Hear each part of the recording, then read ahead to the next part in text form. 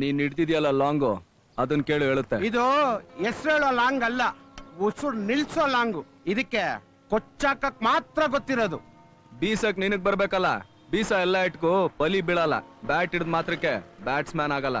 ಅಯ್ಯೋ ಮಚ, ಇವನೇನು ಕರ್ನಾಟಕ ಡಾನ ಇಲ್ಲ ಕರಾಟೆ ಕಿಂಗ? ಏಯ್, ಸ್ಟೇಟ್ ಲೆವೆಲ್ ಮಾತಾಡೋ ಸ್ಟೇಟಸ್ ನಿನ್ಗಿಲ್ಲ. ಗಲ್ಲಿ ನಾಯಿ ನೀನು.